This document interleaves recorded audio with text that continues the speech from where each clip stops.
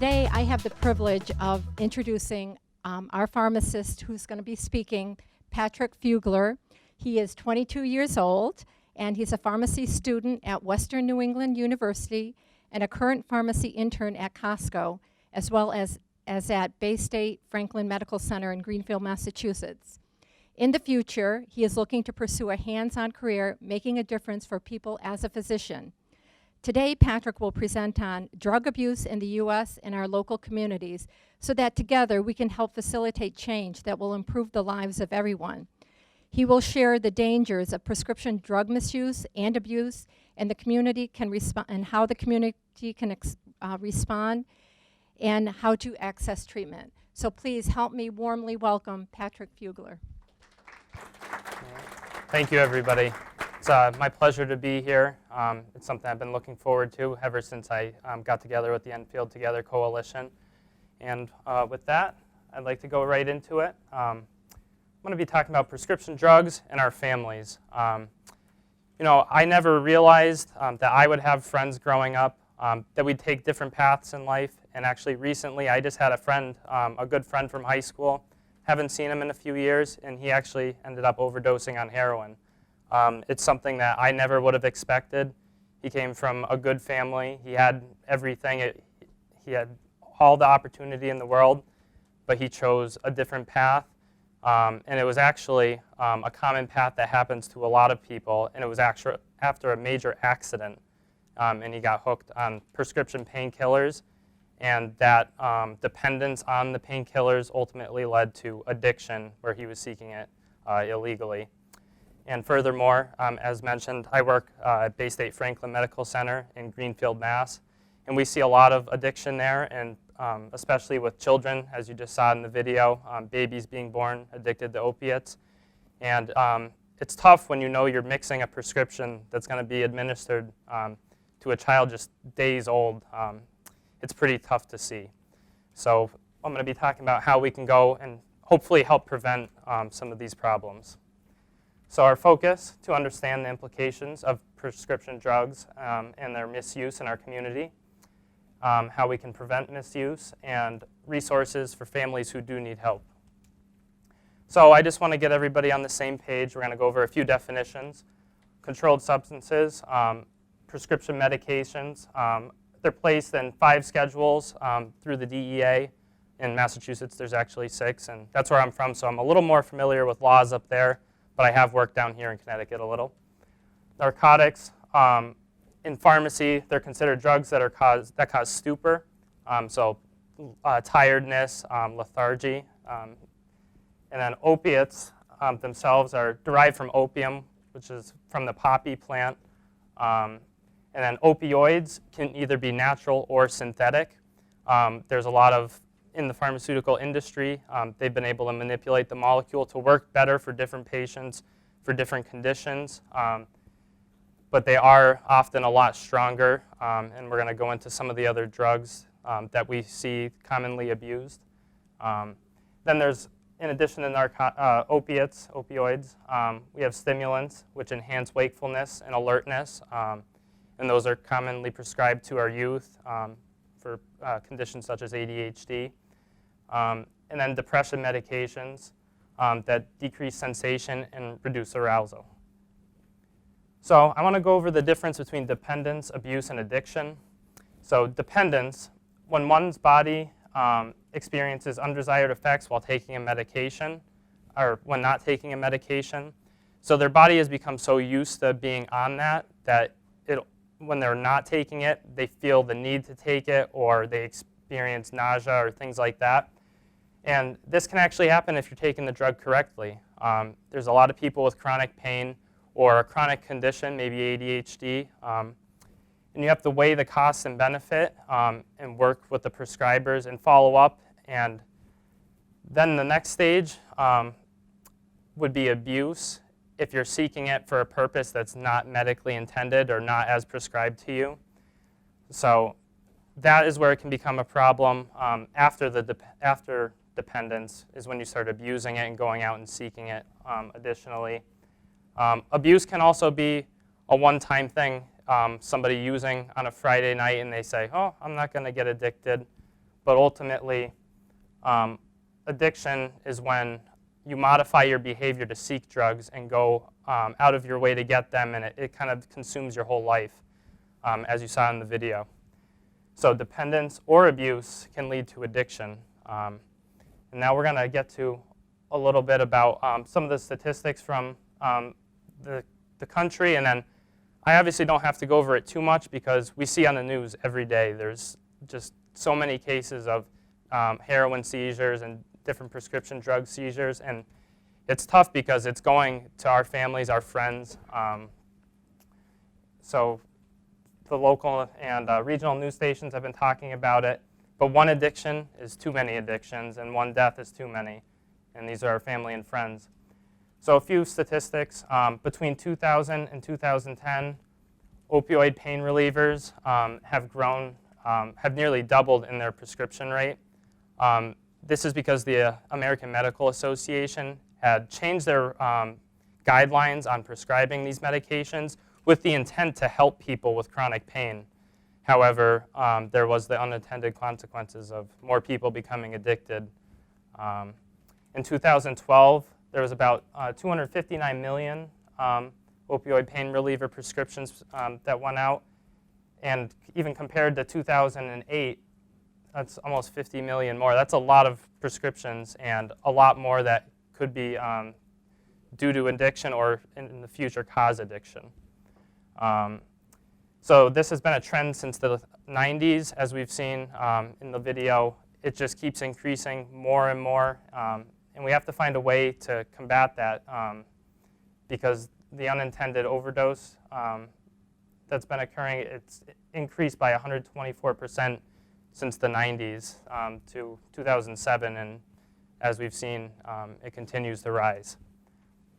So what factors do you guys think might be contributing to youth use? Just throw anything out there that you think. Yeah? Sports injuries? Exactly, yeah, sports injuries. I would say peer pressure is a huge one. I'm not sure if any of our youth here have ever heard or stories at school of somebody being pressured to do something they didn't want, but it's tough when you have several other people that all are doing it or wanting you to do it. But we just have to educate everyone else about how to say no and what they can do to get out of that kind of situation. Other things that I have listed are music and pop culture. It seems that music, it's created a culture where we're desensitized to use of illicit drugs, and it's kind of promoted like it's something cool to do. But they don't ever mention the consequences of what happens after you become addicted or after you use and get in trouble. It can change the whole path of your life. Home life is another big one. Not everybody is always as fortunate, and they have tough things to deal with at home, and they're looking for something to help get rid of the hurt and the pain that they're feeling. Low self-esteem is another one. Again, they want to get rid of the feelings that they're having. Another one that I'm big on is a lack of set goals. A lot of people, I remember when I was in high school, I didn't know exactly what I wanted to do, but my parents always had me doing something. And just like all the youth here, they're going out doing something and getting involved, and they feel they have something that they can do. But there's a lot of kids that are just hanging around, and they're just trying to find anything that they can do. And a lot of times it can lead to illegal activity if they get in with the wrong people. And then decrease emphasis on moral or ethical values, again with the pop culture and everything, and like the respect towards others. A lot of people, this kind of goes along with suicide prevention as well, they're medicating because they feel some sort of pain, maybe being bullied, things like that, where if we can combat it at a higher level and teach people, especially our youth, to not contribute and to not bully, to not put others down, this may relieve some of the people that begin using at a young age. So I'm going to go over some of the common prescription medications just so everyone's aware, because these are things that many people will find in their medicine cabinet at home, very common. So to start, the opioids, hydrocodone, oxycodone. A big one lately is fentanyl, which a lot of people have been hearing about. It's been showing up in the heroin, causing many overdoses. And then codeine products, such as many people take, get prescribed for coughs to help suppress their cough.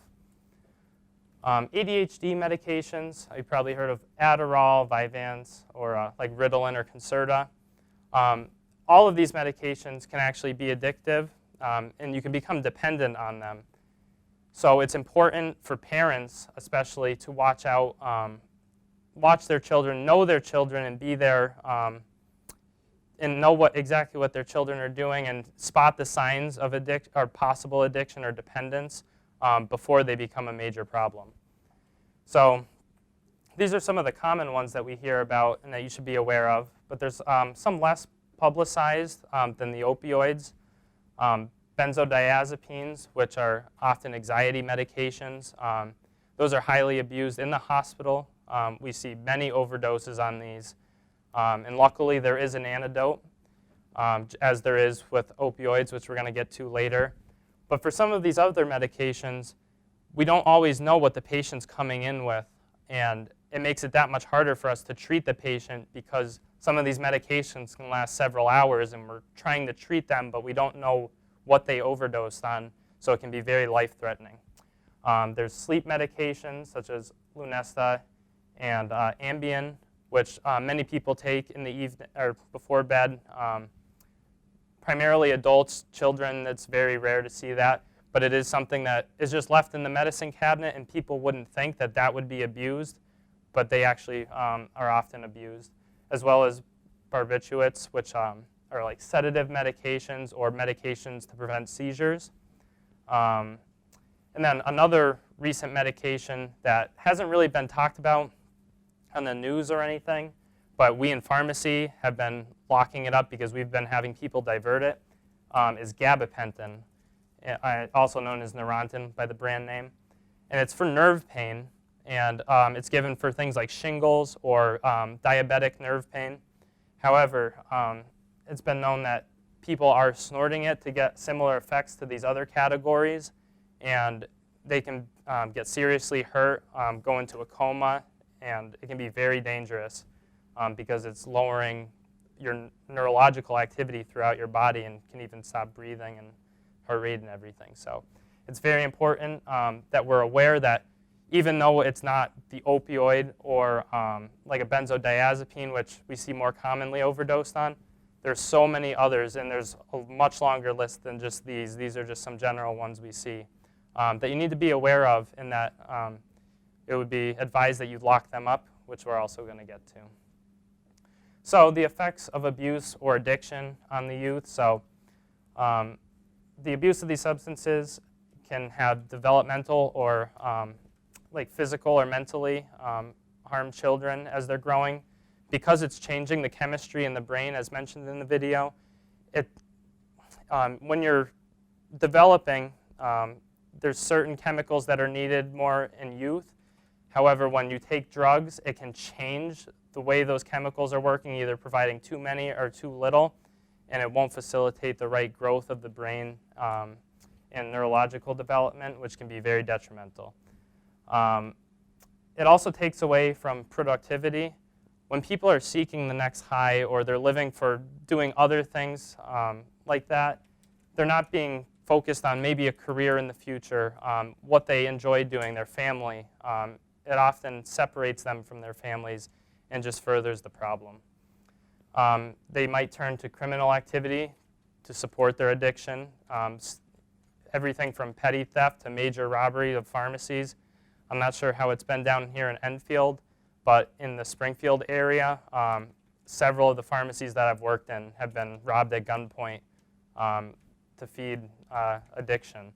So that's something that we want to get rid of, and we want to get out of our communities because it's not beneficial to anybody except for those people making money feeding addiction for other people, and we just don't want that in our community. And again, it breaks up families and friends, people that you really care about, but they get addicted and they just keep hurting and hurting, and you want to keep helping, but you have to have the right resources. So we're going to go over some of those. So first thing, educate the youth. This is probably the easiest way to get the word out, because the youth is really where if we can prevent it from starting at a really early age, we can prevent the addiction in the future most likely, because the youth is often more swayed easily by like pop culture and things like that.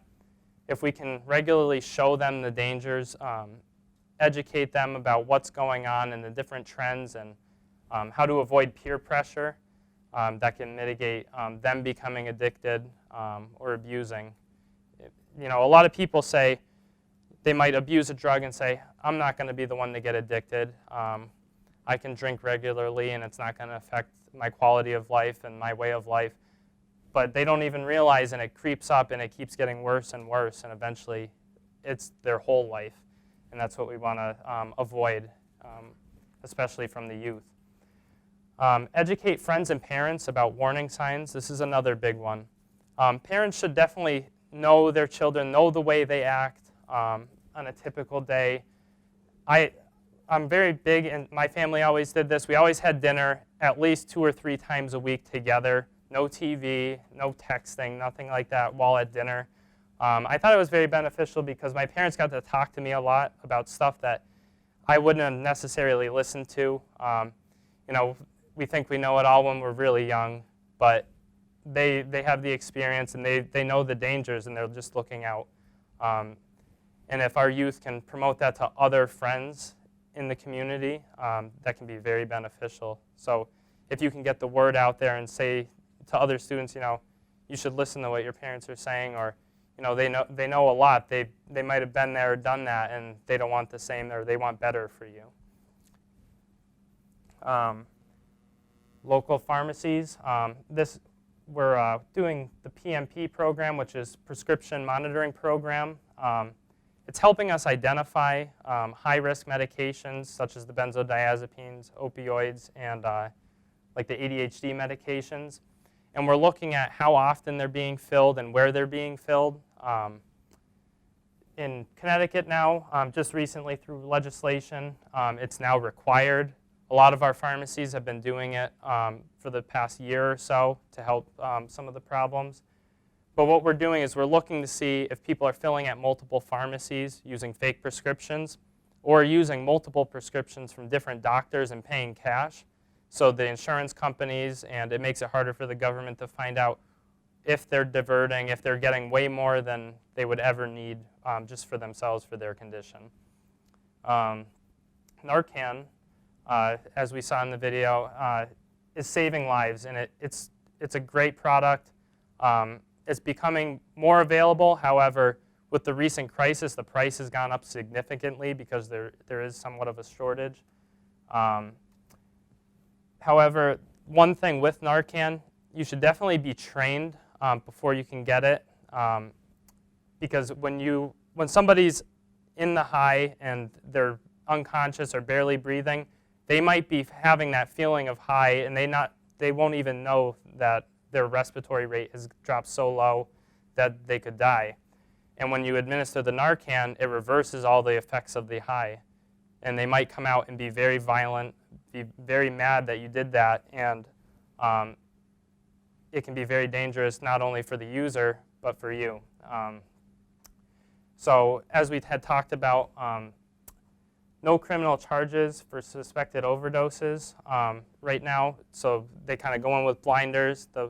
If you call the police, call 911 for an emergency, they'll come in with blinders on at a party, and they'll go straight to that person because that person's in dire need. They need that help quick, and if you wait 15 minutes, that could be the difference between life and death.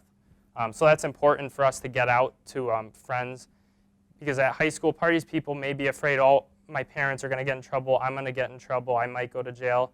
Well, if that person dies, it's going to be a lot worse. And some of the laws that have been passed recently allow for the police to just go in and the emergency services to go in, get that person, and save them, which is very important.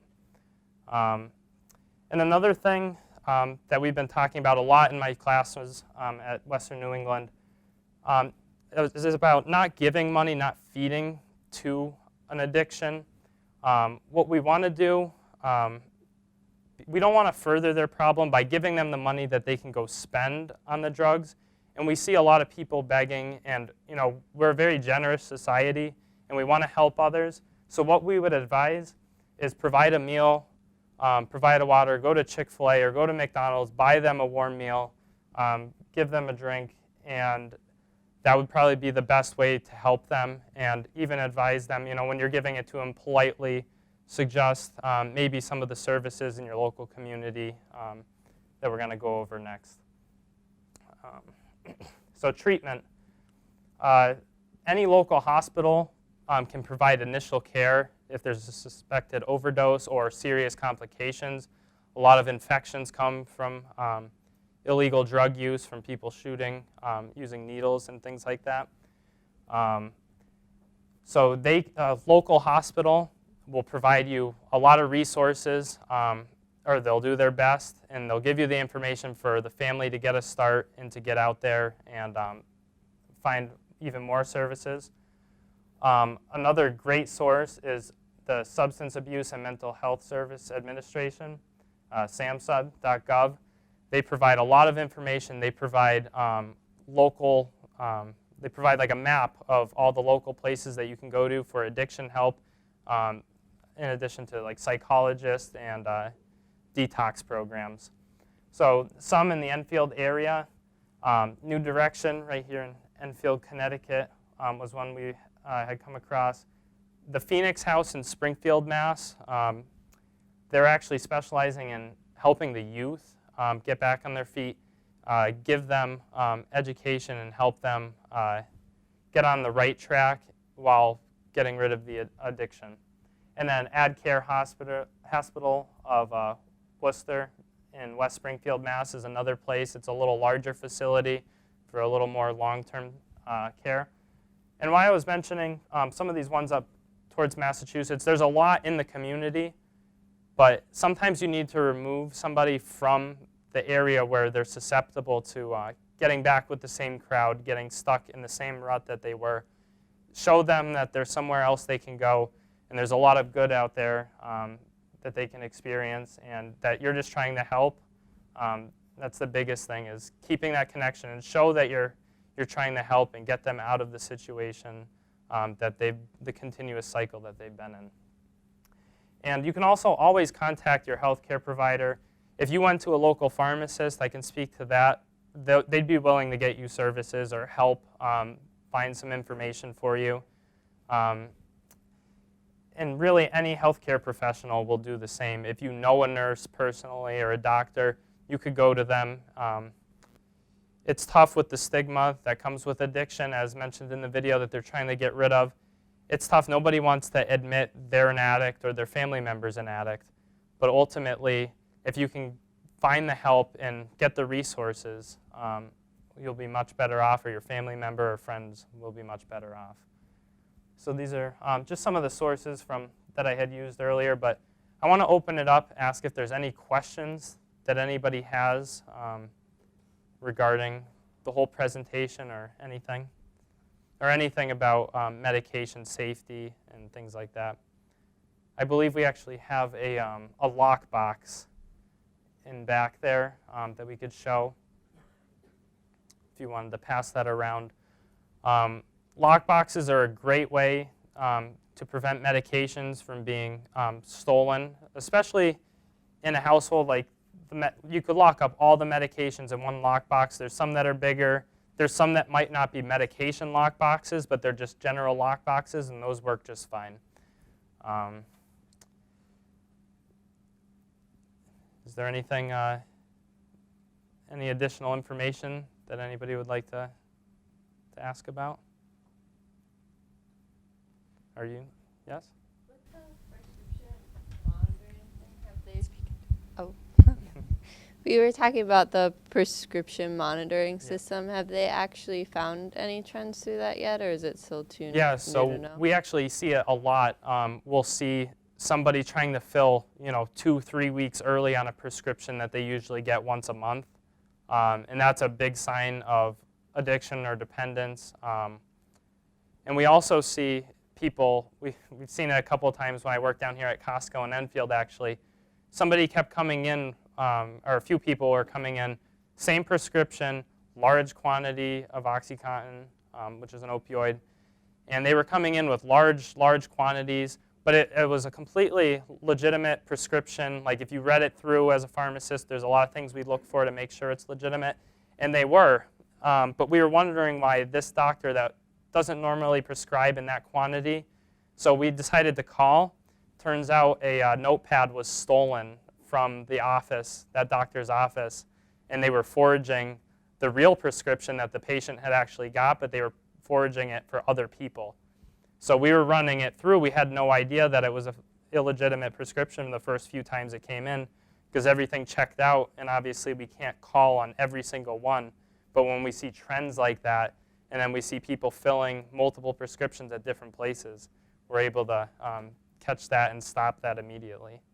However, I'm not sure about how it is in Connecticut. In Mass, we've had like a 2-week delay period between the time that somebody fills and it's reported to PMP. So it's got a 2-week lag time, which if they filled multiple ones in the past 2 weeks, we might not see that. But it's a start and it's helping and it's getting better as the whole national system comes together. Yes? Find that, sorry, oh, thanks. Yeah, do you find that doctors are working at weaning people off slowly if they've been on a pain medication? So a lot of times this is where pharmacists have a big role, and we're really getting into it in pharmacy school, talking about the future of how we're going to address the problem, as well as the medical schools. They're doing it, and they're trying to get more doctors on board to wean people off. But we're on the front lines. They're picking up the medication from us, and we're telling them to slowly come down off of it so they don't experience any withdrawal symptoms. It's tough because some people have chronic pain and they're on it continuously until they either have surgery or they might be on it for life depending on what kind of condition it is.